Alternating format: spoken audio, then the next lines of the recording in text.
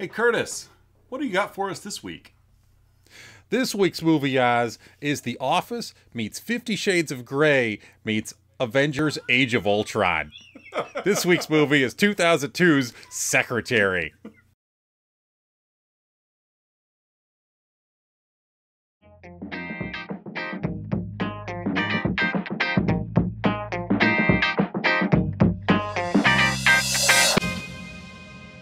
All right, listeners and viewers, welcome back to another week of Let's Talk About Flicks, the weekly podcast where we take a theme for the month. We each take turns bringing a movie to discuss that fits the parameters of that theme. We are here for episode 16. Wow. 16 of these already. And our first Friday night recording, before the show, I said to you, it's Let's Talk About Flicks After Dark.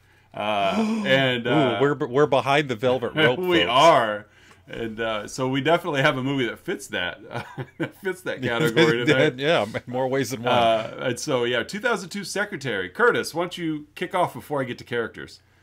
Yes, this week's episode we felt required a little bit of a disclaimer. We'll get into kind of how this movie ended up on our list in a moment. But the disclaimer for this movie is the film Secretary features a character who uses self-injury to cope. Although the character finds relief and pleasure from physical pain, intentional self-injury can lead to accidents that can cause serious harm or death. If you self-injure, please seek out appropriate medical and mental health care. We love you, and be safe. Very well said. I couldn't have said it better myself. So, but yeah, so Secretary, I've seen this one time prior to this. I remember the parts that are memorable, and then the rest of it was really kind of like a brand new movie. So it was a fun watch. I watched it with my wife, as it is February, the month of love. As our theme this month is wife's choice, and so this was Melissa, your wife's pick for this week. It is. Melissa, my wife, my beloved, has a very interesting take on romance. Again, 2 weeks ago we had Bram Stoker's Dracula, and now we have Secretary. Again, I think I've used the word aggressive to describe her take on romance. A very aggressive, adrenaline-filled romance. Right. Being married to Melissa is like being in the opening sequence of Cliffhanger. It's a mile a minute, folks. Right. And so to kick off our movie here, let's talk about characters. I have five characters. That's what I put down too. We start with Lee, played by Maggie Gyllenhaal. Lee is a recently released from a institution for cutting herself, hence the disclaimer, which was accidental. She got a little too deep. She is our titular secretary, who eventually replaces cutting tools with fanny slaps. Yes. We have the 49th Shade of Grey, E. Edward Grey, played by James Spader. Whether it's coincidence or not, his last name is Grey. I know. And this movie came out first, ladies and gentlemen. If you're a fan of 50 Shades, that this was prior to that, not in any way related. Played by James Spader, E. Edward Grey. He is a lawyer. He is Lee's employer, and he's a dominator who really deeply struggles with his own romantic preferences, which we will get into as we go along. We have Peter, played by Jeremy Davies. He's I love the Peter character. Of Arrow fame. I do too. This was the humor for me, was Peter. Yeah. Peter is he's Lee's mainstream romantic partner. They went to high school together, and he works at JCPenney. We have Joan and Bert, played by Leslie Ann Warren and Stephen McHattie, who are Lee's parents. Joan is Lee's mom, and she is trapped in a very unhealthy marriage. And we have Bert, who is Lee's alcoholic father, who also is the other half of that troubled marriage. There are other little characters here and there. You know, Lee's got a sister, played by Amy Locane, who's married to a man played by Oz Perkins of Legally Blonde fame. He's also Anthony Perkins' son from Psycho. Really? Yes. Huh. Yes. Interesting. Osgood Perkins is his name. Anthony Perkins' son. And he's a director now. Like, he's a Hollywood director. So, and that's good for him. That's really it. I mean, that's really the 5. There are others, but really those are your 5. That's really the only ones that matter. Yeah, the only ones that really matter. So, so that kind of set the stage with our cast of characters there. Why don't we jump into the plot? So the opening sequence of Secretary, we see Lee. We kind of pick up halfway through the movie as far as how the timeline goes. She's in an office wearing a white blouse and a black skirt and has some type of, we'll say, a pole that's running from arm to arm. Her arms are both out, kind of alongside her, kind of making the T with her arms. And it is elevating her arms, connecting around her neck, so she can't move her arms. However, she's walking around the office. She's at work. She's capable. She's doing office work. Yeah, I would describe this probably more like, when I saw that, I thought of like you know how they used to like put people in the stocks and like the town, the town square. Yeah, you know, so that people be pelted with rotten fruits and vegetables. But this is a mobile stock for her. Yes, much better descriptor. It's kind of like if you were wearing like football shoulder pads and your wrists were connected to the shoulder pads. Yeah, but in the form of just a long black pole rod, if you will. Yeah, but she seems fine. Yeah, she's very happy. She's doing her job. She goes up to the desk and she slams her chin down on a stapler to staple some papers together, and she uses her teeth to take some paper from the typewriter. She gets a cup of coffee. She goes to an office door and she closes it. It's a typical day at work. She's the ninja. You know, she's American Ninja Warrior at work. Yeah. So nothing seems wrong. And we cut to then 6 months earlier. As Oz mentioned, the Lee character, played by Maggie Gyllenhaal, is initially at some kind of inpatient institution. She apparently has been there for a while, and she's about to be discharged. She talks with the doctor, kind of gets the medical plan moving forward. She doesn't seem very happy. You could tell that she's still working through the issues that had her there in the first place. Her very cheery mother, again played by Leslie Ann Warren, picks her up. Happy to pick her up. Cut to a wedding in the parents' backyard. It just so happens to be Lee's sister's wedding. Yes. I mean, and Lee is wearing, I mean, she's there. She's wearing an ill-fitting dress. Like, it just hangs off of her. She's clearly still unhappy. You know, sister's loving it. Oh, she's having a great time, as are her friends. Right. They're wooing and whomping. As they're getting married in the backyard. Yes, of parents' house. We meet Peter. He's there. Yeah, you learn a little bit about Peter. He kind of makes some little small talk with Lee. They kind of get reacquainted. They were friends from high school.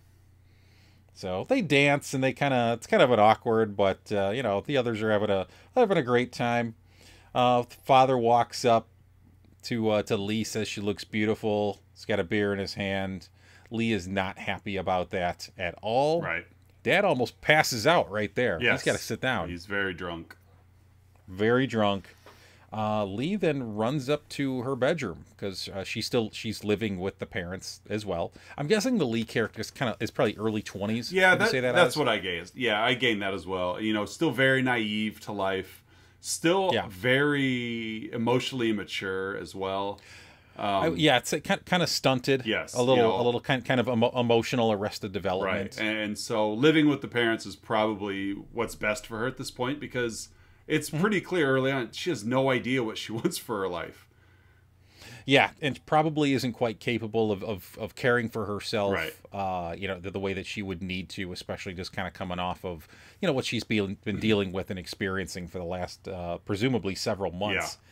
So Lee gets up to her room, and we are really introduced into some of the darker elements of this film right away. Yes. She takes out from between her mattresses a little kit that has a variety of blades and razors and other sharp objects, and it's very apparent that Lee self-injures, and she does that to cope with the stressors that she has in her life. And that's, as you mentioned before, Oz, that's what got her hospitalized. Yes. Is that although it doesn't explicitly state that she self-injures with any intent to end her life, she presumably accidentally self-injured to a point that where she had to be hospitalized for medical reasons in addition to mental health reasons. Right. So she's still not happy.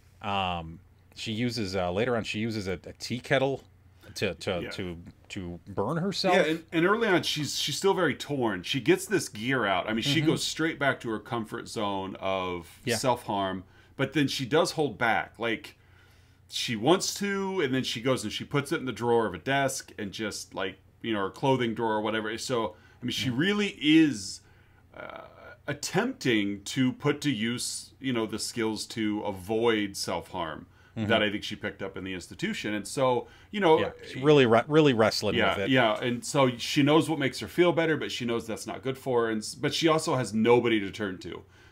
You know, Dad's drunk and Mom is just kind of delirious and very flippant, and you know, but we find out she's going through her own turmoil as well. Yeah.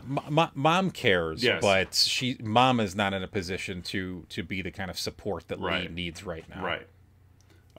And so she, like you said, she later on, you know, uses a hot tea kettle just to for a sensation, just to feel something other than the world she lives in and the pain that it's causing.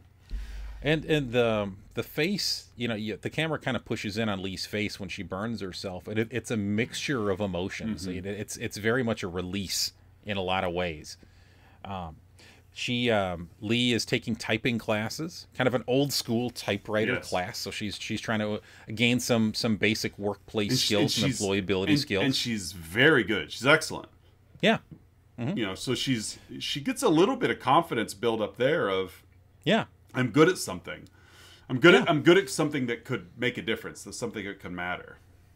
Yeah, and you can, as that particular skill does play on later up in the movie, but I like how you frame that. And then she does feel proud of herself. You know, it's not like typing is, you know, is a game-changing employability skill, but it's a very practical skill that can certainly open doors for someone. Yeah, like any workplace skill. When you view yourself as unemployable, any skill that could get you into a job works, and this is good for her. Yeah, so she goes back home, and she's her mom locks up the kitchen cabinets out of safety, puts the knives in there, and then she takes the kit out to the garbage. She tries to throw it away. She just can't bring herself to do it. She's not in a place yet where she can let go of that. How she would frame it as a support or a relief. Well, and you really feel bad for it too. You know, like even just the little scene where, you know, she sees that Mom's locked up the kitchen, because it's clearly, it makes sense why it's done. But the more you get to know the parents, it's done not out of fear of their daughter cutting herself, but more out of just fear for their daughter,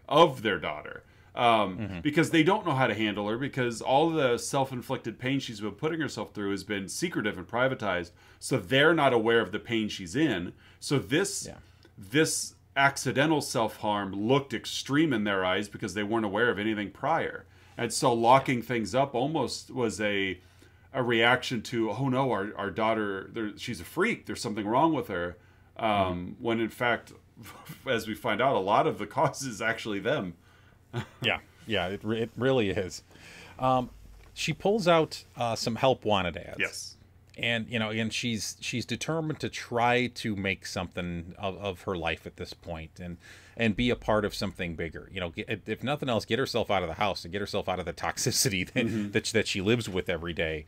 And she sees one for a secretary. Law office typing skills mandatory. That screams Lee at this moment, Oz. Yes, big circles around it right there on the paper. Like, this is what I'm going to do. And she does. She puts in for it. She actually, in a bizarre, like, she shows up. You know, she calls. She gets the invite. She shows up. You know, to E. Edward Gray's. He's got the sign out front. It's got secretary wanted lit up. So it just. Yeah, yeah. There's a permanent sign. Yes, that's what that says "Secretary It's Wanted" just- with lights around Yeah, it. it's like a hotel vacancy type of sign. Like, Yeah. it's like that's how often he rotates through secretaries, that he Yep, has it a lot of permanently turnover. on his sign. And lot of turnover. and as she goes in, it's in the middle of turnover. Like, she literally passes the previous secretary on her way in as the secretary's on her way out, and just box full of personal items, looks just mascara running. Yeah, looks just all worse for wear. The office is a disaster area. Oh yeah, there's things everywhere. And so, but none of this really phases Lee, because she's used to a life of disarray and a life of just chaos. And so she's like, I'm on a mission here to get this job. And that's what she does. She just goes in and applies. So she kind of pokes around in the office, and she ends up going back to Edward's office itself, and he tells her to he explicitly tells her to stay, and she stays. Yeah. There's some, it's one of those movies where you I've seen it several times now. You pick up on nuance every time you watch a movie like this. Yeah. That's actually something I'm going to come back to later on in our 3, 2, 1. Go for it. But he starts interviewing her right then and there, asking just blatant illegal Yes. interview Yes. questions. Oh yeah, like it's it's like he went to training on how to interview people, and there's this section of what to never ask, and that's what he just asked. Like, everything else, disregard everything else. This is what matters. Yeah, these, like, every question he asks would make himself, like, liable in a Yes. lawsuit. Oh, absolutely. Like, are you pregnant? Do you plan to get pregnant? Are you married? What kind of home do you live in? All just no-nos. But for Lee, who's never had a job, and She doesn't know any different. and who has already demonstrated her obedience, right away when he's like, tells her to stay, so she stays. That she's the yin to the yang of this situation of this is a salt and pepper mac and cheese kind of thing. Like, she doesn't know it yet, but she's finding a fit. And he's finding a fit that he's never found yet. And so that's where the romance of this movie comes from. Mm-hmm.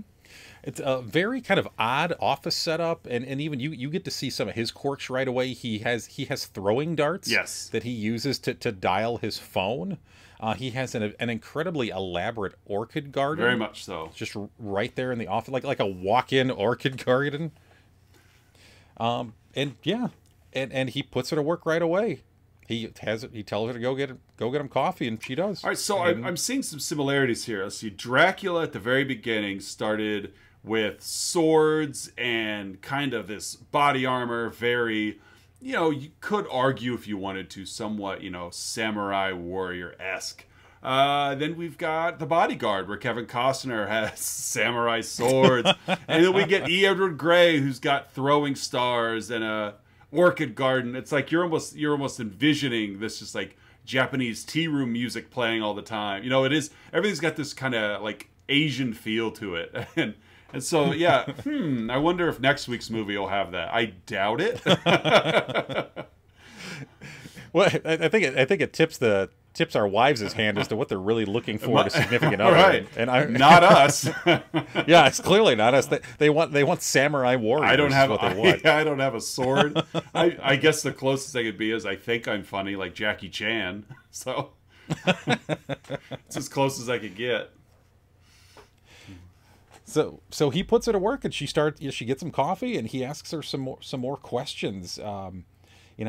He tries to kind of scare her off almost. Like it's boring work. Right. And she says she wants to be bored. She likes dull work. And the way the camera kind of keeps pushing into during the sequence, you get the feel that there's something there. Yeah. There's something there beyond potential employment here. Right. And for him, it scares the bejesus out of him. Like, not even, even right now, it's just, obviously, like we said, if you've got a permanent secretary wanted sign up front, then you're never happy with what you've got. And so I think at this point, he's so used to being disappointed with who is working for him that when faced with what he's been looking for, he's not ready for it. Mm-hmm. So she leaves, and Mom had been waiting there the whole time. I know. During this interview. I feel so bad for Leslie Ann Warren, for Joan. She's so excited too. Hey, how do She you is. She's thrilled for Lee. She's so happy. Dare I say, vicariously happy. Oh, for Lee. yes. Yes, absolutely. The lights around the secretary wanted sign go off, and all are happy. Yay. Yay. At home, Lee is practicing how to answer the telephone in the mirror. As you do. E. Edward Gray's office. Right. So she's excited. It's her first job. Well, and it's cute, and it's cute because it really has the feel of like all of these romantic movies where like the boy and the girl practice flirting with each other. They practice talking to each other. And it kind of has that feel of a scene, only it's her... How am I going to work? Like, how, you know, like that's her passion here is there's nothing romantic yet for her. You know, but that's what I read is like, oh, that's so cute. You know, she's practicing answering the phone the way that some girls practice saying, you know, what their new last name would be if they got married or something. So it's almost like she's rehearsing for the job. Yeah, It's like a character. Like it's what she projects and thinks that a secretary is or does. Right. It's like she's pretending to almost put on the mask. Yeah. This is how a secretary is, so that's what I have to be, right? Right. So the next day at work, he orders up to he immediately orders her to type up a letter, and she goes, "Right away, sir." You know, as if she's been rehearsing it, which she probably was. Yeah. I'm sure. It's almost like scripted. Yes. Yeah. Like you asked. You told me that this response I've been practicing fits what you've asked me to do. It's kind of like in Adventure in Don't Tell Mom the Babysitter's Dead, when you know she's trained her. Whenever I ask you to do something, you just respond, "I'm right on top of that, Rose." Like, and they use it repeatedly. So this has that same feel. Yeah. Adventures in Babysitting. No, I didn't see that reference coming, but that's okay. Don't tell Mom the Babysitter's dead. Oh, sorry. Don't tell Mom the Babysitter's dead. Okay. Yeah. Different 80s movies about babysitting. Yeah. How could I get those two mixed up? With a hottie in the lead. Yeah, that too. So Edward tells her, "Hey, I think I threw some files out. I need you to go jump in the dumpster behind the office," which she does. She does without hesitation. I work for you now. This is what I do. Yeah, she does what is asked, and it cuts to her literally diving into the dumpster. She's falling into the dumpster. Yeah, well, and she's happy to do it. Yeah, my boss. She's a working woman, you know, and she's, you know, it's unlocking something in her that we see as we go along, and you know, I've got some insight on that too. So yeah, she's finding purpose. It's really what all of this gives to her, and she's happy to do it. You know, she's not like grossed out at it. She doesn't hesitate. No. This is the job. This is my purpose. Right. And I was given an order, thus I am going to comply. Right. So Edward is watching her jump into the dumpster from the window. And after doing so, he immediately starts doing crunches. Like very, very vigorous crunches. Got to get that abdomen in shape. So something about what he just observed prompted him to take this action. He built some adrenaline and excited him. Yes. Something. He had to burn some energy off. So as we'll find out a little bit more later, how other ways that he burns off energy. Yep. Expels it too. Oh, where are we here? He's teaching her about rat traps. You know, he's doing all these things to try to kind of almost test her in a way. Oh yeah. I need you to change these rat traps. Yeah, it definitely. It's, you know, it's just so like, this is not. Kudos to any secretary that previously worked for him that made it further than a week. Like this, This is not a working environment you should feel comfortable in. And I'm assuming he's treated every secretary prior to this the same way. You know, trying to at least. Something else I'll note here before we move forward in the plot, is that, and correct me if I'm wrong, but you don't really see Edward talk with anyone outside of the workplace. No, you don't see Edward outside of the workplace. Yeah, he's at home. You see him at home, but like you get the strong idea that this is really his socialization. Yes. Like he's not one that goes out. Edward must be in control all the time. That's what I felt when I was seeing his interaction with his orchids. They are such a delicate flower that they need precision, and everything must be right. And that gives him a sense of control. I control the destiny and the livelihood of these orchids. I mean, he feeds them with like a syringe, like and so I think he is extremely uncomfortable in situations where he does not have complete control. He is a lawyer that we never see on a case. We never see him in a courtroom. We never see him with a client. Like, but he's a lawyer. He's an employer in this movie. And he has to maintain that control. So I think that might be part of the reason why, the filmmakers chose to never see him outside of this little bubble, because the world outside of his office is out of his control. And that may paint a picture as to why, because he can't maneuver around said world because he can't be in control of it. Yeah. And when he has that control, that's his comfort. Yes. That's his relief. That's his pleasure, even in some ways as well. Right.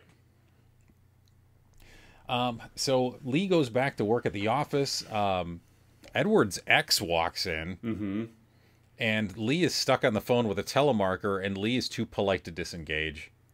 And this woman, before she screams for Edward, calls her submissive. Calls Lee submissive. And I think that kind of struck a chord with Lee. Something that she'd never quite framed before. Edward hides from his ex. Yeah. Because clearly she is as dominant as he is. Yes, very much so. And that is unsettling to him. It's the control thing again. Like, she's me. I can't control me. Yeah, well said.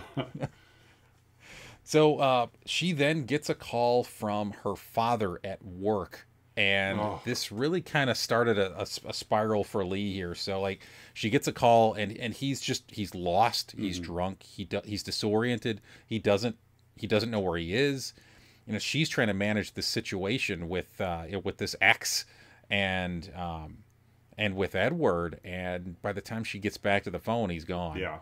And we see just a quick shot of him. He's just the pay phone's hanging from the box, and he's just very sad, walking off in the distance. So she goes back to her desk, and she has her kit with her. She takes it out.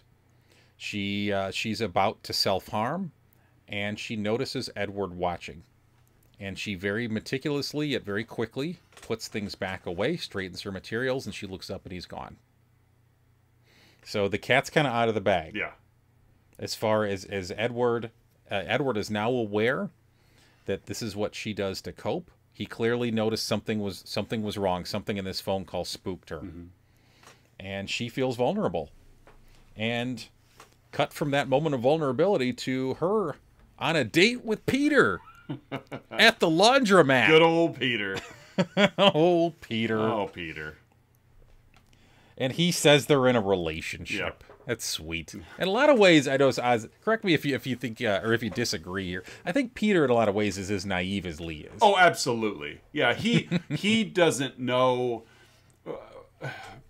Lee knows very little about how a quote unquote normal lifestyle is. She doesn't live with normal parents. She doesn't have a normal living environment.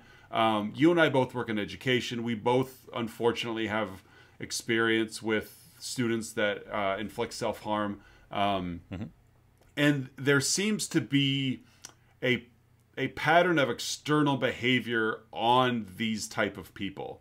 And I don't mean that derogatory. I just mean that people that fall into this category of self-harm, that they coping is a word we've used a lot. They're all dealing with something. And Lee is dealing with something. And so therefore that's dominating, that's taking over her mind frame, is taking over her thought pattern, to where she doesn't understand. She's just naive to how a life could be led because she's so consumed by how her life is being led. And I think Peter's a lot of the same way. He just, there's a lot of similarities, but not necessarily the self-harm category, but just, we also use the term arrested development of, I see Peter as somebody who peaked in high school, and probably wasn't a very tall peak, and graduated, went to the the job market, and just that's his life now, is I work.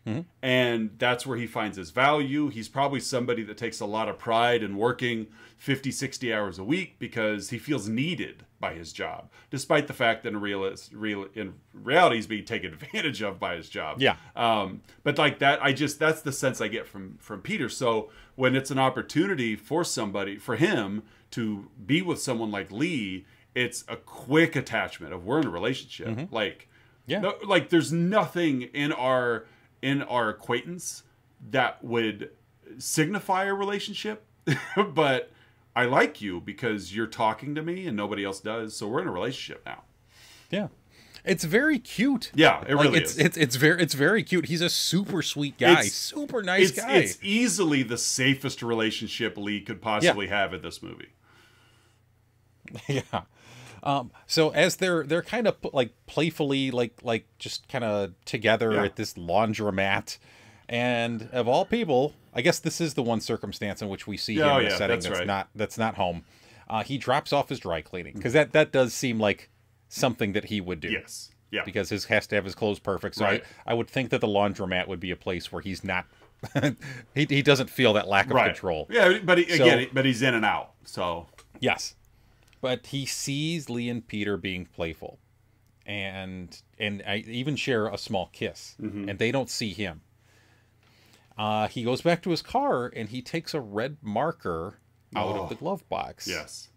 The next day at work, Edward is unhappy. He's mad. He's jealous. He's very direct. He's rude. He slams papers down in front of her typewriter as she's working, uses that red marker to circle typing mistakes. He'd been letting things slide to this point, Oz, but not anymore. No. Not anymore. She cuts a piece of her skirt off. She's so upset and goes to give it to her, but she doesn't. He later notices the piece of skirt missing, and he says that it's disgusting. And he starts pointing out some of the other quirks, some of the other little kind of tics that she has. Like she clicks her tongue when she types. She twirls her hair. And he lays into her for these things. He's just throwing a tantrum. Yeah.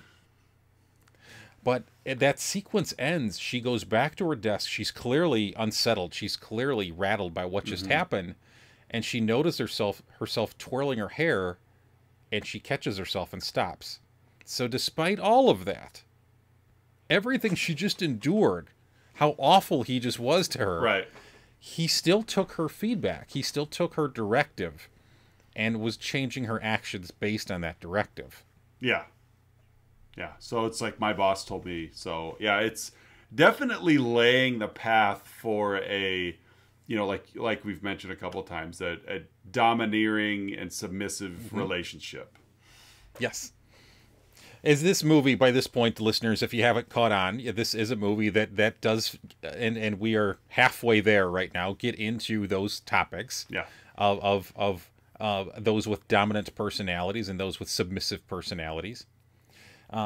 It would be easy just to look at it through kind of like a sexual lens, but there's much more to it. It really defines these characters in those contexts. Absolutely. And that's how they go ahead.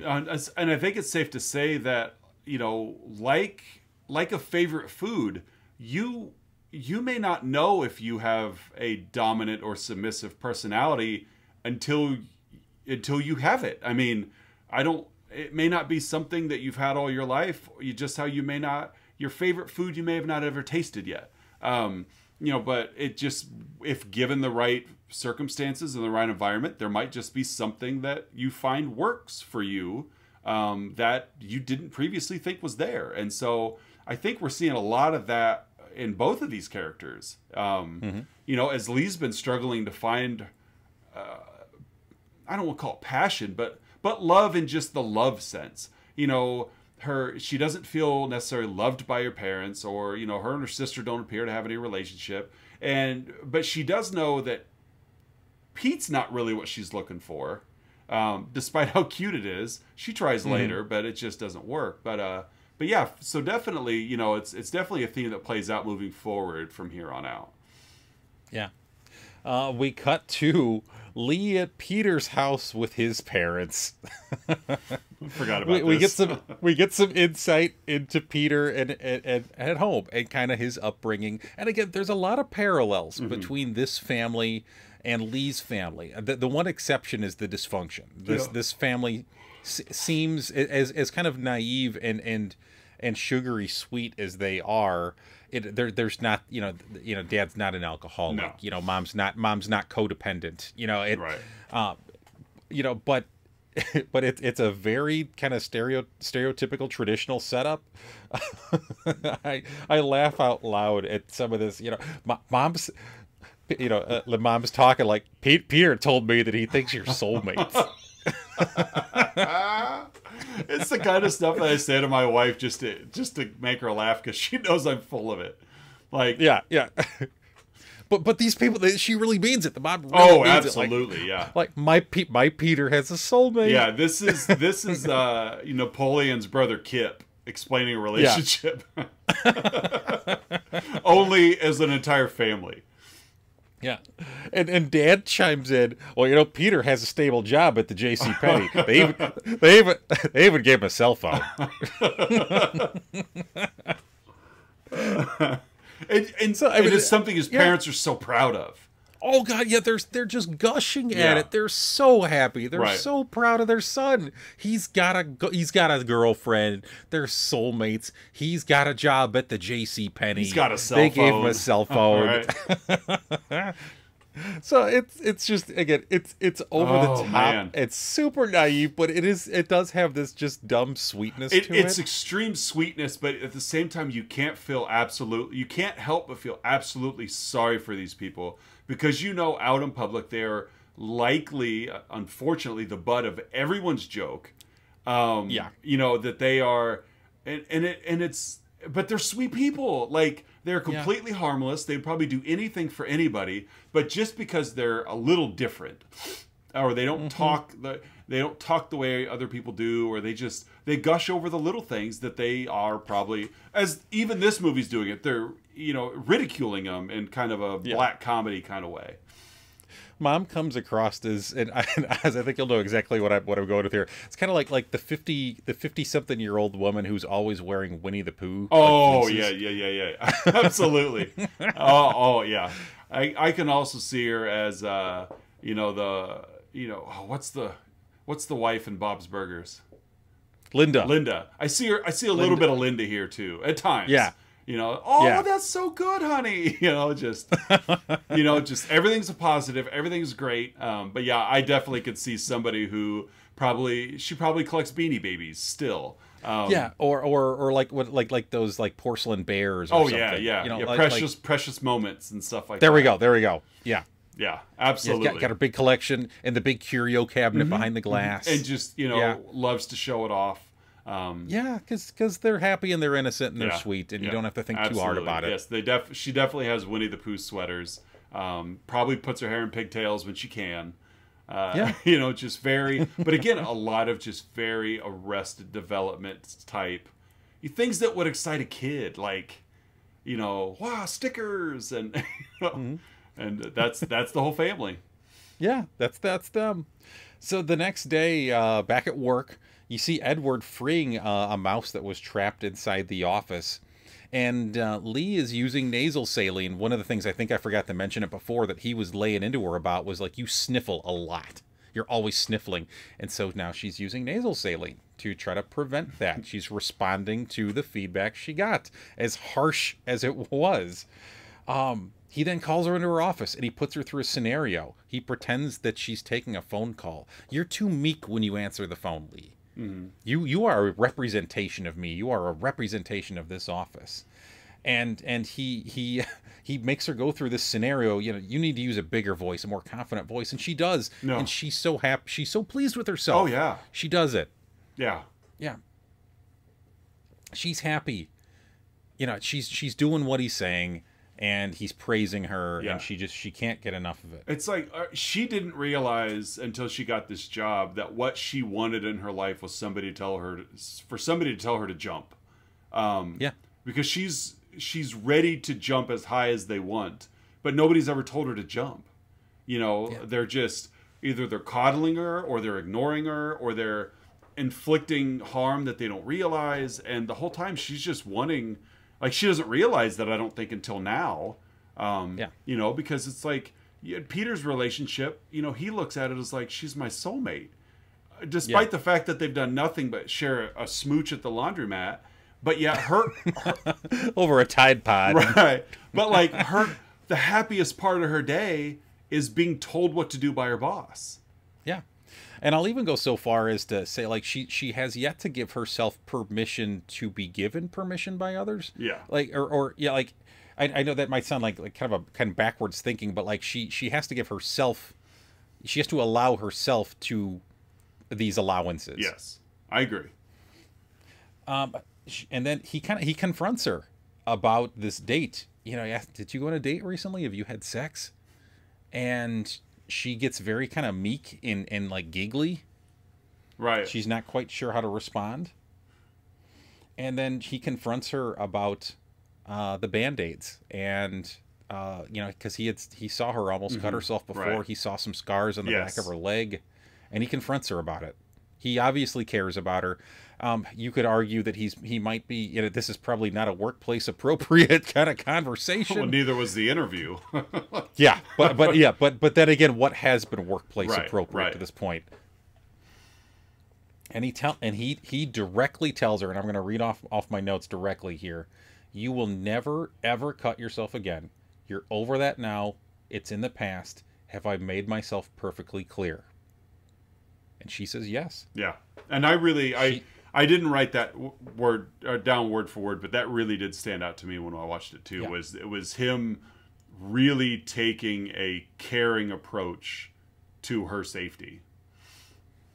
Yeah, he's recognizing who she is and what she is and what she responds to. Mm-hmm. And in a way that many others could perceive as cruel, he's helping her. Right. And it's hard to even kind of put to words in this context, but it's what she needed. Yeah, absolutely. And she recognizes that. Yeah, well, and I think he does too. I think we're at a point now where he's pushed and pushed and pushed. He's tasked her with doing ridiculous things. Climb into that dumpster and get my file. So I think he's realized that she's got potential. That she's responding to direction. She's responding to commands. She's responding to being controlled. And so he lets himself be a little vulnerable here by straight telling her instead of like kind of secondary, you know, testing her mettle to see if she'll still do these things. She just gets right to the point. Something that really nobody's ever done in the way that she needs it to be done. She spent honestly, she spent all this time, you know, in the institution, and it didn't work because she's still wrestling with the self-harm. But nobody in there had a relationship with her the way he does, because there's still no romantic relationship between these two at this point. At least nothing overt. Right. You know, but neither have acknowledged how they feel about each other outside of maybe some jealousy, but that's whatever. It was confusing for Lee as it, you know, maybe to somebody who wasn't paying full attention. But he does. He just, like you said, just gets straight to the point, understanding you have been doing everything that I've told you to do, so I'm going to tell you to do this for you, not for me. And that's where the vulnerability kicks in, because it's really the first order he's given her that isn't for his benefit. Yeah. And her body language changes. Like it's like she has an awakening. Oh, like, yeah. like a Yes. lifting of a weight. Yes. Like I was like gonna say, this, very this, relaxed. Just this anchor is Yeah. just gone from her, and she's happy. And he tells her to take the rest of the day off. She goes outside. She tells Mom's been waiting there for hours because when she's at work, Mom sits in the station wagon in the parking lot for hours. Right. Because Mom's codependent. I feel awful for Miss Scarlet from Clue. Yes. Which, testament to Leslie Ann Warren, but you watch her in Clue and you watch her in this and you think it's the same actress. I mean, she's just she's not in a lot of scenes in this movie, but she's just wonderful. Oh yeah, she's great. She's so great in the movie. And again, if you feel for the mom, even though it's like, I mean, she's old enough to clearly kind of know better and hopefully take action, but at this point in her life, she's not going to. She's trapped. Yeah, she is. She's allowed herself to be trapped as well. And so she walks home. She's happy. And the next day at work, things really start to escalate from there. He starts kind of scolding her for a typing error, and there's clearly a different element to the relationship now. Yes. He asks, what's going on in that head of hers? He kind of lays into her a little bit, and she goes back to the desk, and he hears her sniffling. He feels awful.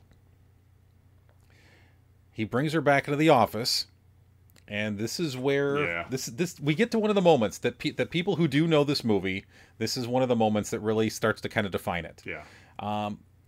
She proceeds to bend over because he tells her to. Yeah, he tells her to put your elbows on the desk. Yeah. And he slaps her on her bottom with an open palm. She looks back at him, just kind of unsure, like what's happening. Because it really doesn't. It really like in your baseball bases terminology. He went first to third on this one, like, or you could almost say he hit the ball and instead of running to first, he just ran to third. He just ran straight across the diamond. No, he just went the other direction. He didn't even go right out of the batter's box. He went left. Oh, okay. He just went left. Got it. Okay. It's the shortest distance from point A to point B. I'm going to third here. I thought with the baseball reference you were gonna go to like the baseball players smacking each other on the butt. No, I wouldn't go in that way. Although that could fit here. That could fit. Nice play out there. Those pesky pirates. They were that. I don't think he was just complimenting her in this context on a good play out there at shortstop. Nice job with those spelling errors on that last one. Remember in slow pitch softball again, I think that's how I'm gonna I'm gonna have a red marker in one hand and then butt slap with the other. Every time someone does something well, you don't just give them a pat. You tell them to put your elbows on the bench. If we're gonna do this, we're gonna do it right. And she doesn't tell him to stop. No. And he's telling her to keep reading from this misspelled letter, and they're both really enjoying this. Yes. And it's definitely another sense of awakening for her. No one has ever been this physically aggressive with her before, this sexually aggressive, even though it's not an act of sex. It's definitely there's an intimacy to it. Absolutely. At this point, I'm watching this with Melissa, who, again, my wife, who recommended the movie. Yeah. Knowing full well, what she got us into. Yeah, Oz. Melissa. I don't know Melissa's middle name, but I'm pretty sure it's shock value, isn't it? Yeah, it is. It's Melissa S.V. Lambert. Right. So she turns to me and she goes, "Where's HR?" It's like it took you this long to get to that point. Okay, we've crossed the line here. Yeah. Now it's there. Oh, in the workplace. Okay. Did you read in the trivia that this is Maggie Gyllenhaal's first leading feature role? She's been acting in things, but did you read in the trivia how the director was like, you want to wear some padding back there for this scene, and she was whole hog. I'm diving into this role. I'm doing this straight. This is what we're gonna do. Not fully remembering that they're gonna have to do 12 takes of a scene like this, and so I just read the trivia that she found out the hard way that I should have worn a pad, because while I could take the spankings the first couple of times, as many takes as we had to do of this, like, I was sore and I was welted, and it was not as as comfortable and acceptable as she was anticipating. Yeah, and I wonder why. Right. So I would say that based on this, they probably used a stunt double when they blew up Rachel Dawes and The Dark Knight. I don't think they used Maggie Gyllenhaal. She learned I shouldn't. She wasn't doing her own stunts at that point. I think she learned I shouldn't put my through this building explosion. I should let somebody else die. Somebody else be exploded in this explosion. So I'm glad to see she's learning from her craft. So as we wrap up this sequence here, you really feel good for her. Yeah. She now has permission to enjoy, and all of these feelings that she's had her whole life have some value to them, and have validation to them. And she's, because her whole life she's been told that what she's been feeling has been wrong. Right. And again, from a medical standpoint and a mental health standpoint, again, there's a really fine line here, and I don't want to confuse the listeners, in any way. Again, self-injury is a lot different than what's going on here. So both listeners take note of what he's talking about. Yes, yeah, both. All four of you listen clearly here. But she feels validated, yeah. and for the first time in her life, she feels like she can enjoy something without feeling wrong for it. And everything up to this point, she's been punishing herself with pain. That's been her release, and it's been her coping mechanism. And she's, like you said, she's been told this whole time it's wrong. Well, now it's still pain, but it's not meant to be painful. It's not meant to be physically damaging here. And so the stars are aligning for her here. Yeah. She tells her mom that, that you could take the lock off the cabinet now. She drops the kit in a pond, which had to be a huge moment for Lee. That had to be so powerful for her. Because there's no going back for it now. Yep. And then, of all things, Oz, in the movie Secretary, we get a montage. Yeah. We get a montage sequence of their relationship escalating. Yes. At work. Yes. Yes. There's one sequence that's in the trailer here in particular. There's a couple of things that we could go over. I'm just going to mention one here. She's on his desk, and they took the time to bring some hay into the office. Yes. And he puts a saddle on top of her. He does. Again, nothing overtly or physically sexual happens here. No. However, he puts a saddle on her and a carrot in her mouth. And again, she is okay with all of this. Absolutely. She is consenting to all of this. Like I was telling you last week when I told my wife that we were watching Secretary. I put that in my notes, hoping you would come. Would come back to this. When I said we're watching Secretary, she goes, "That's romance, isn't that movie about the horse?" And I go, "No, that's Secretariat." And she goes, "Oh, okay." So we start watching the movie, and then we get to this point, and she goes, "Well, this movie still kind of is about a horse." So Maggie Gyllenhaal as Secretariat. I love my wife so much. Oh, yeah, that was so great. There's an elaborate dream sequence that happens as she's back at home. She's pleasuring herself on her bed. She imagines that she's in Edward's orchid garden. Yeah. She opens her eyes as she's on her bed, and she sees a picture of Peter, and she's just almost disgusted by it. I know. Poor Peter. I know, right? Poor Peter. Right. The guy can't catch a break. She just takes the picture and just puts it face down. I do not want to see him right now. No, not doing it for me. No, and well, I could go somewhere with a little innuendo joke about his name being Peter, but I'll leave it there. Yeah, I think you probably said enough right there. I'll just leave it alone. So at the next day, we're back at the office, and Edward's on the phone with, I think, a plumber. And she sees a typo in the thing she's typing up, and she goes to get the whiteout, and she stops herself, and she brings the letter. Yeah. She brings the letter into the office. Yeah, I'm going to leave it there. And he doesn't respond. Right. Ugh. And she keeps doing things to try to get his attention. Right. She feels ignored. She feels like she's not wanted. Yeah, and this is really where, for me, it really opened up to show how really like insecure and quote unquote too good to be true life has been now for Edward. Like, yes. This is the perfect relationship for him. I care about her. She's submissive. I'm dominant. She works for me. Like, this is perfect, and then it's almost like the situation, it's too much. Like, it's too good to be true. It's like she almost gets greedy here. Oh yeah, it's kind of what it is. Like, she does. Like, she comes in, she's trying too hard. She's being the aggressor, right? And this is not by no means am I saying that she's wrong, because clearly like the relationship is enabling this behavior at this point. And he's on the phone with the plumber, and he's trying to just be on the phone with the plumber. Yeah.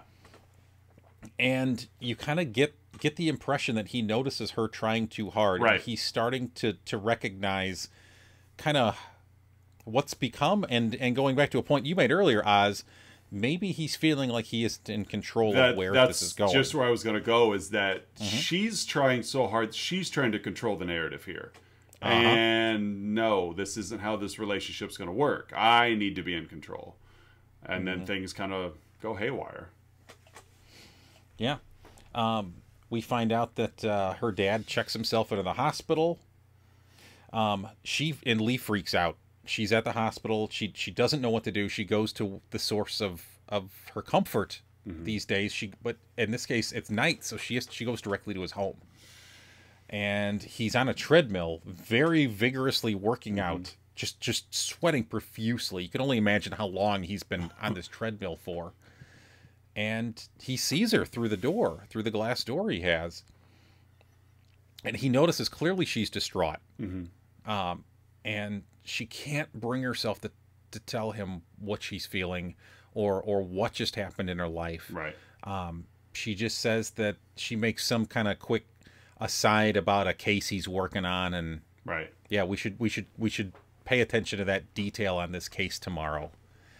And the next day, he's treating her like you would imagine a boss treats a secretary in an office. Yeah. It's normal, which is not the relationship for these two at all. Yeah. He's thrown away the red markers.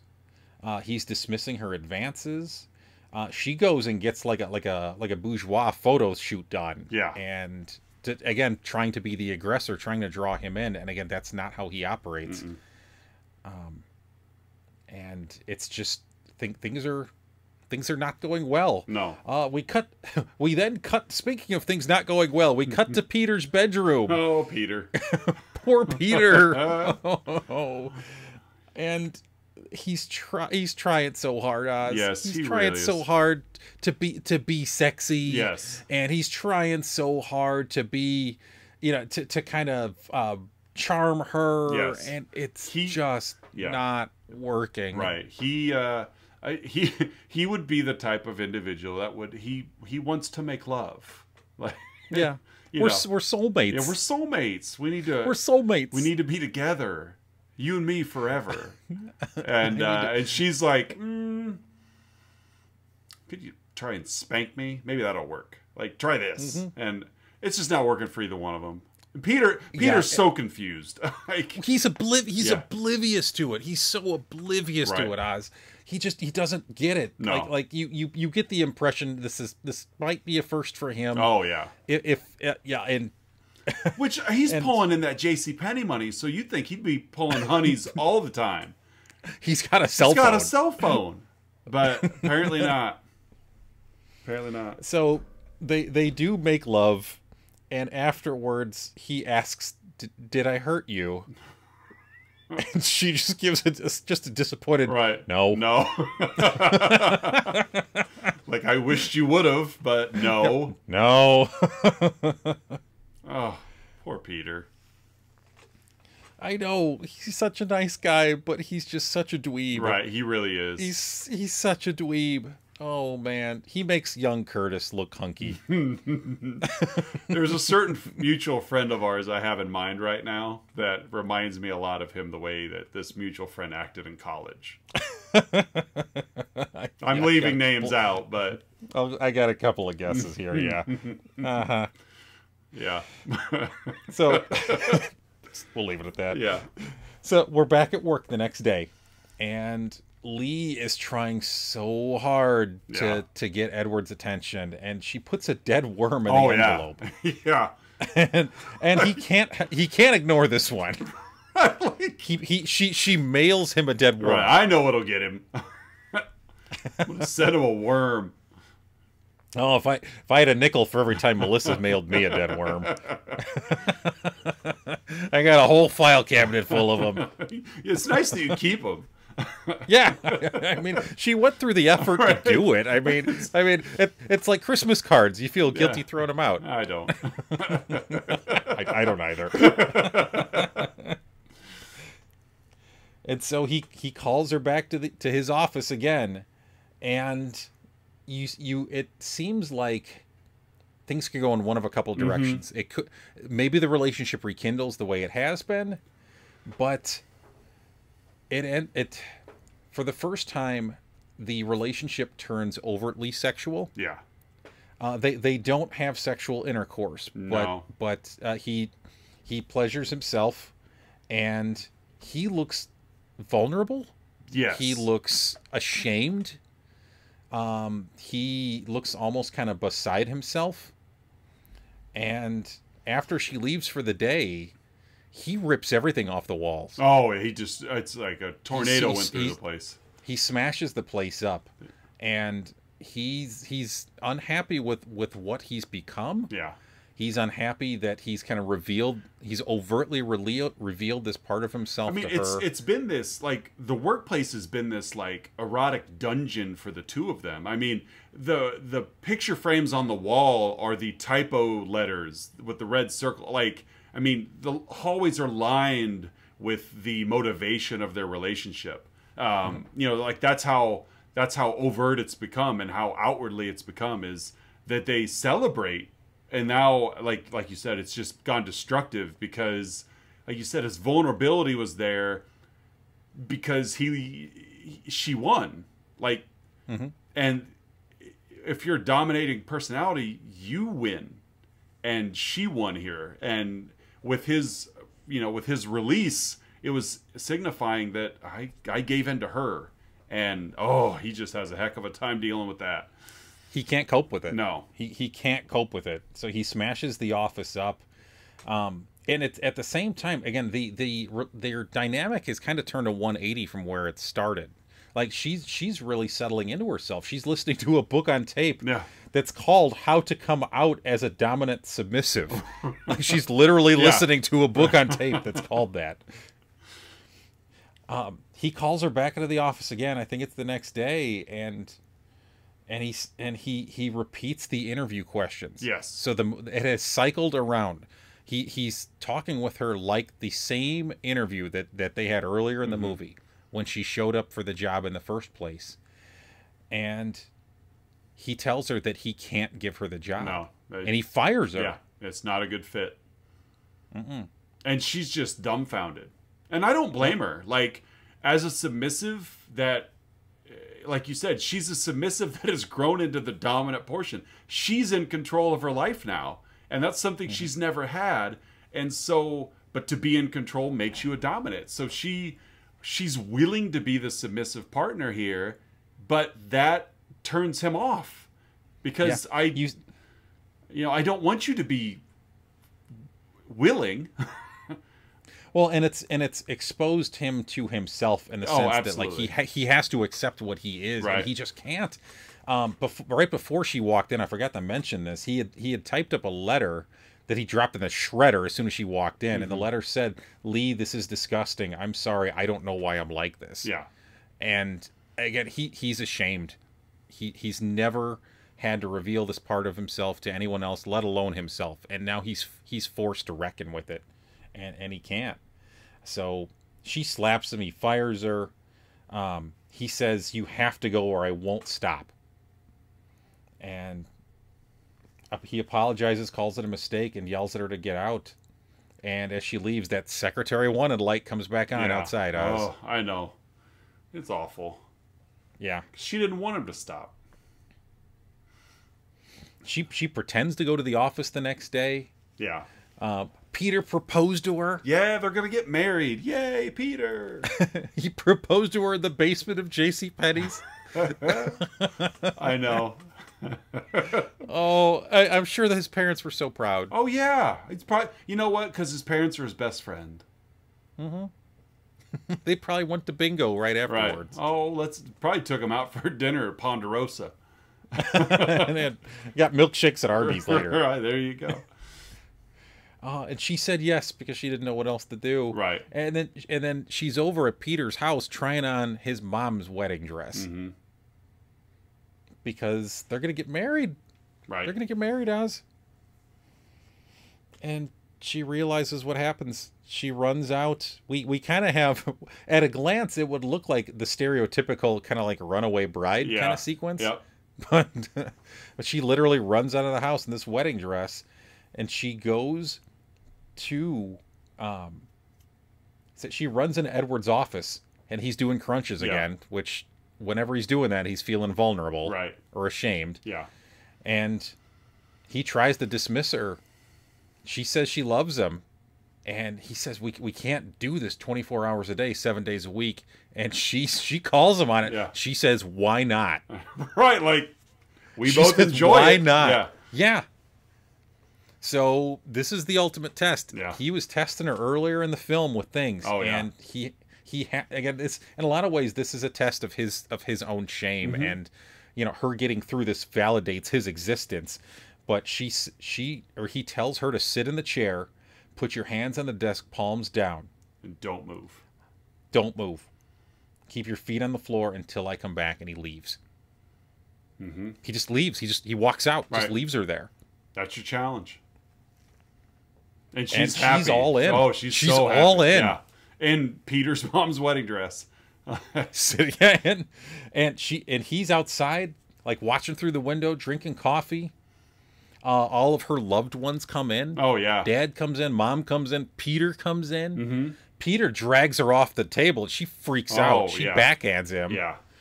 She's urinating herself, like... Mm-hmm. All over the wedding dress. She's serious about this, yeah. Yeah, she is. Very serious about this. Mm-hmm. Dad comes by. He's the one person that says that, he says that her soul and her body are hers to do with as she wishes, and she's crying tears of joy. She's the one person of non-Edward people that comes in and says something genuine to her. Yeah. The others are trying to help. They really They're are. trying in the way that they think they know how, but it's not the language that she's speaking. Exactly. That's just what I was going to say. They're not speaking. They're speaking at her. They're not speaking to her. Yeah. And the press is covering it. They think she's on some kind of hunger strike, or they're making their own narrative. I get to this later. Okay. And he comes back 3 days later. Mm-hmm. She's like 3 days. She looks like she hasn't slept the entire time because of the fear of I might move and I can't. She just looks so broken. She's disoriented, but she's still doing it. Mm-hmm. She's still doing it, Oz. And he gives her water, carries her out. Almost kind of the bride crossing the threshold. She's still wearing the wedding dress. Yeah. In a way, you could say this is kind of when they're like spiritually married. Absolutely. It's when their souls mate. Yes, as opposed to the soulmate Peter. Poor Peter. Oh, poor Peter. Oh, poor Peter. Like his mom's wedding dress smells like pee. So Edward carries Lee back to his home and cares for her and bathes her. There is a sequence in this movie that is kind of the penultimate moment of the movie where she's standing completely nude. He's kind of almost kneeling next to her as if she's almost kind of literally on a pedestal. Yeah. And it's kind of the way she's framed. Oh, yeah. Very sculpture-like. Yeah. And it's her, almost her true form. Her scars are literally revealed. Mm-hmm. She's literally pointing out all of her scars from her self-harm to him without shame, without hesitation. He's not judging her. No. She asks him a series of questions about his life, which I found this sequence to be really sweet. And he answered one, where he was born, Des Moines, Iowa. So you would, again, in the context of the movie, it's sweet. Yeah. You and I, because we're jerks, Yeah. we'll think about it like, well, he's from Iowa. Of course, he's from Des Moines. He's from Des Moines. Might as well be from Berwyn. Yeah. Because we're jerks. Yeah. That's what we focus on here. We are jerks. We are jerks. Yeah, and then we end the movie with a little scene. They're in domestic bliss. Mm-hmm. Absolutely. Yes, they're married. There's a quick shot of them having sex in the woods. She's tied to a tree. Yeah. Oh, and yeah. You see a lot of it in movies of up against a tree. No, she's tied to the tree. Like, yeah, that's what works for this relationship. Yeah, he's telling her how to stack the pillows in the bed, and she's all about it. Mm-hmm.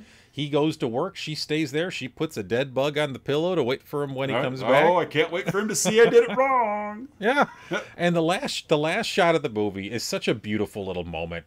It's a close up of Lee's face. She's kind of on the porch, and then she looks up at the camera. Oh, and yeah. just kind of smiles, and then puts her chin down just a little bit, because it kind of just that little chin nod down, because there's something that's just a little, I'll use the word off, about the movie in a good way. Yeah. And it shows how content she is, and how happy she is. Yeah. Yeah. She's there. And we cut to black, and that's 2002's Secretary. Oz. Oh yeah. She nailed it. Mm-hmm. So at this point in the show, Oz and I give our own unique rating to the film that we just watched and discussed. Oz, how would you rate Secretary? I was torn if I wanted to give it 6 red pens or 6 colored light bulbs for Secretary Wanted sign. I'm gonna go 6 red pens. I think 6 red pens is a great rating. I'm going with 78 urine stained wedding dresses. 78 of them. 78. It's a good number. It's a lot of urine. It's a lot of dresses to try on and pee in all of them. David's bridal isn't gonna want those back. Now, is she peeing with them on, or is she like marking her territory? No, she's putting them on and peeing. Okay. Yeah, it's different if she's spraying at David's bridal, and someone else is just pulling him through. Oh, we close the show, folks, with the 3, 2, 1. This is where Oz and I share our 3 goods, 2 bads, and 1 haw about the movie. In this case, Secretary. Oz, what are your 3 goods? All right, first good, Maggie G's all-in performance. Amazing. She's so good in this. We could go on and on and on, but no stunt butts here. She's totally on board with this first leading role, and reading the trivia, she was more than willing to add more to this character than what the director was asking for, which I think goes a long way when you've got a Hollywood director and a first-time leading lady, and as much as she put out there for this role, for most of it to be her idea, I think is really empowering for her and good for her. It's one thing to react because your director is asking you to go fully nude, but no, that was, nope, I want to do it. This is what we're going to do here. So good for her. I also really liked kind of the uncertainty of the era. The costumes and set design, it didn't date the film at all. It left it very open-ended as to when it took place. Yeah, sure. I mean, you could get real nitpicky and identify the vehicles and when they're about, but it really had this kind of Edward Scissorhands feel to it that, it's like you could argue it could have been made wherever and whenever. We do know that it was it was in Florida, wasn't it? Didn't it? It was kind of set somewhere in Florida, I think. I want to say it was I honestly somewhere. didn't. I think I saw it somewhere on a mailing or something, like real quick. Sure. But really it just kind of had this, it could have been whenever, just this uncertainty of the era. And my third one, I really do appreciate how the film handled self-harm as a response to environment.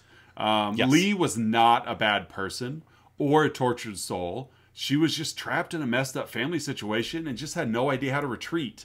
And I think the movie handled it very well, as they weren't painting her a picture of somebody who is bad. It's just somebody who's lost. And I'm glad by the end she found her way and was able to become the person that she truly made her, that wanted to be happy. Those are my three goods. How about you? My three goods. I'm always glad that I prepare more because. Sorry. No, it's good. It's how we work here. I'll go with James Spader for my first. As great as Maggie Gyllenhaal was, this movie would not have worked had you not had two people who were just all in on this movie. And as emotionally vulnerable as she was, like he was in his own way as well. Yeah. And sometimes Spader can come across as a little, I don't know, like cold and distant in his performances. Yeah. Really in the 80s, that's kind of what made him who he was. He's just this jerk. Yeah, and there's elements of that here, but again, it's part of the character. Him now not allowing himself to be anything but kind of distant until the end, where he's finally certain that he can truly be vulnerable with this person and accept who he is. So, good for James Spader in this wonderful performance from him. My second good will go with the movie. Didn't pretend to be anything that it wasn't. Right. It was clearly low budget. There was really only a couple sets that they had the whole time, and obviously no effects or anything like that we've had in some of the other movies we've talked about, but it leaned into its low budget nature and was really a great character study about these two wonderful characters. And again, it was that, and it owned its indie cred, and it did a great job with it. And the last one kind of ties into your final good as well, and that and at the risk of repeating some of the things you said, I'm so happy with how this movie treated the Lee character and her struggles with self-harm. It always left her with dignity. The movie always left her with the character with grace, and they didn't fall into, and this is coming from a mental health practitioner here, it didn't fall into that trap of treating self-harm the same as suicidal ideation. It is rare that those are the same thing. And it is, when people self-harm, it is typically kind of in the vein as to what the Lee character does here. It's a means of coping. It's a means of feeling something, of escape. It's rarely ever intended as with suicidal intent. And I'm really glad that they didn't fall for that trope. Right. That Hollywood often does with this kind of characterization. So Oz, what are your two bads? For James Spader whispers too much. And there were and some of it may be just the video playback or whatever, but a pet peeve of mine is when I have to constantly keep my thumb on the volume button of a remote when I'm watching a movie.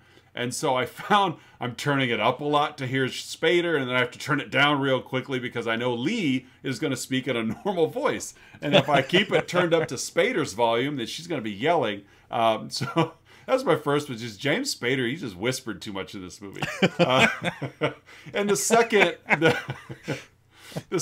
is late in the third act, the media circus towards the end with her hunger strike. It just it didn't fit for me. It just I don't know.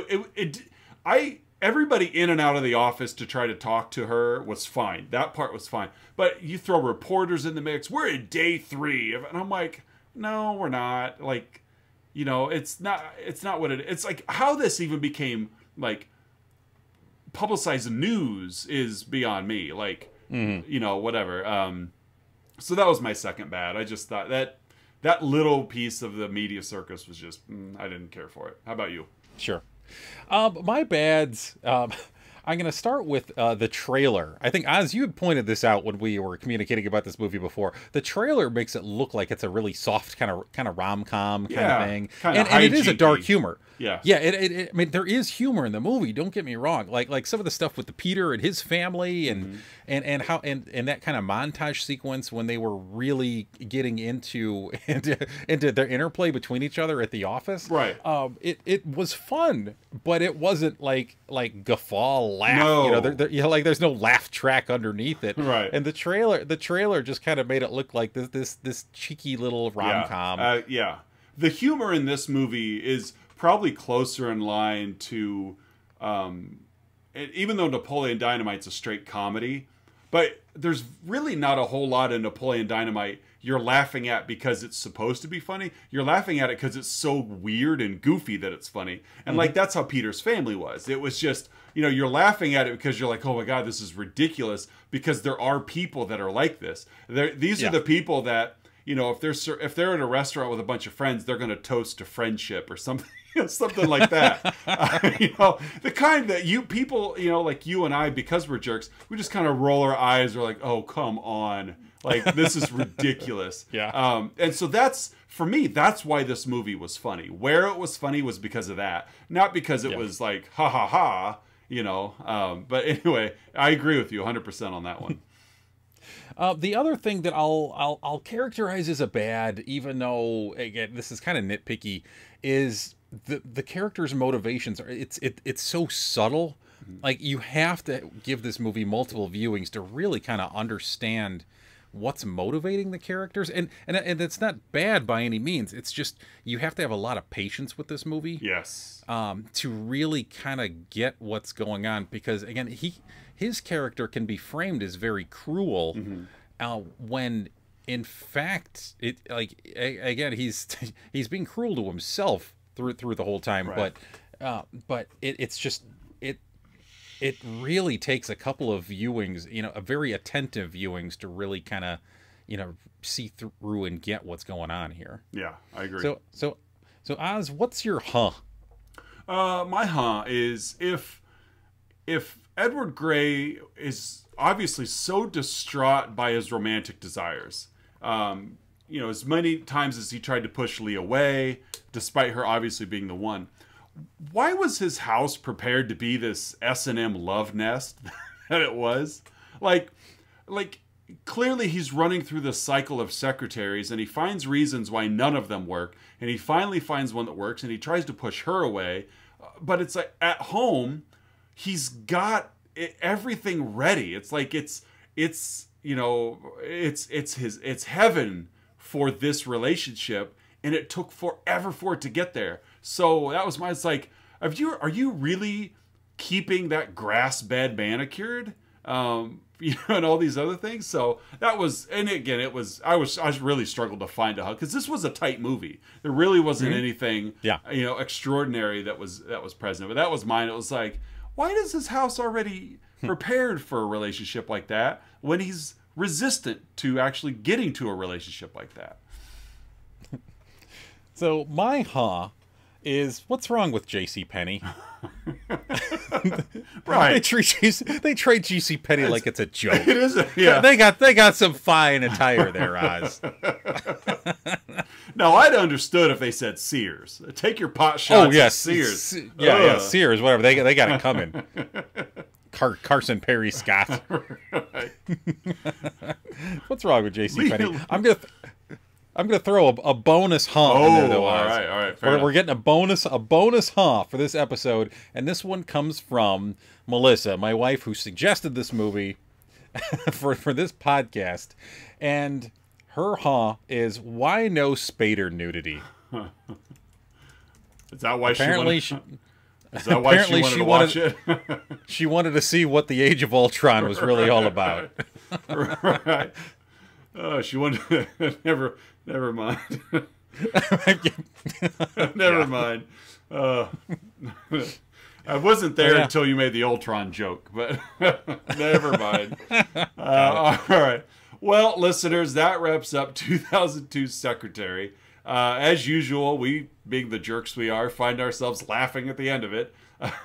But it really was a sweet movie. It covered a lot of bases that are important because 7 billion people out there, you know, love is different for everybody. And these two thankfully found it in the hour and a half they're on screen together. Yeah, and if you're a maniac like my wife and you think this is this defines romance for you, then so be it. Maniac. Love you. Oh, next week we will be covering the Brad Pitt. Yeah, there you go. So we're back to my wife Jenny's recommendation. We'll be watching Legends of the Fall, another movie I have never seen before. Same. So this will be. I've seen like bits of it, but I've never seen it all the way through. I purposely avoided this as my sister. This was growing up. There were movies that back in the days of VHS were played so much the tape would wear out. Young in her life, it was Free Willy. That movie played daily, multiple times a day, and then she eventually moved on to. I don't remember if Legends of the Fall was before or after Reese Witherspoon's Fear, but they were roughly the same era of this movie was playing in our house constantly. So because of that, Mr. Walker, Mr. Walker. So because of that, I've never seen this movie. It was almost a challenge to like I can go my whole life without seeing Legends of the Fall. Especially when it's playing 365 days a year in my own home. So Jenny mentioned it, and so we're gonna be watching it this weekend. So Legends of the Fall, never seen it, and I'm open. I feel to like it. this movie was like an awakening for women of a certain age. A long-haired Brad Pitt, yeah, I think so. Oh, with like early to mid '90s hunky Brad Pitt, like prime meat Brad Pitt. Yes. Oof. You got prime, you got hunky Brad Pitt, and if this isn't cutting it for you, then I'm sure Interview with the Vampire was going to get it done for you. So either way, you got young Brad Pitt. So that's what we're watching for next week's episode. You know, just your typical end of show stuff. You can catch us on social media, Facebook, Instagram. You know, the last couple of weeks, because we weren't gaining a lot of traction, I didn't put much on Instagram. I put Instagram up for The Bodyguard, and like all it was is there. And of course, I always throw little hashtags in there. We got like 15 likes on our Instagram post for The Bodyguard. Nice. Oh, that's great. They didn't transition to listens, but people at least like the fact that we're covering movies that they've heard of. I've heard of The Bodyguard. Hey! That's worth hitting a button for. Yeah, I like that you covered The Bodyguard, but I'm not going to listen. I like the idea that someone covered it. I've heard of podcasts, and you're covering it, so good for you. I'm going to move on with my day, though. And so, yeah, like, subscribe, review, share with your friends, whatever you need to do. We greatly appreciate it. Those of you that do come back and listen each week, thank you. We're glad that we've got a small little family here. You're our soulmates, and we appreciate you being here. You're our Peter. That's right. That's right. You are our Peter. But yeah, we're gonna wrap this episode up, episode 16. We'll be back next week with Legends of the Fall. Curtis, you got anything? No, we look forward to talking about hunky Brad Pitt next week. Brad Pitt. I think Aiden, I almost said Aiden Quinn. It might be Aiden Quinn. I don't know. Yeah, it is. Yeah, Aiden Quinn, Henry Thomas. There we go. There you go. For you ET fans, you got some Henry Thomas coming at you. So yeah, for Let's Talk About Flicks, I'm Oz. I'm Curtis. And we'll see you next week.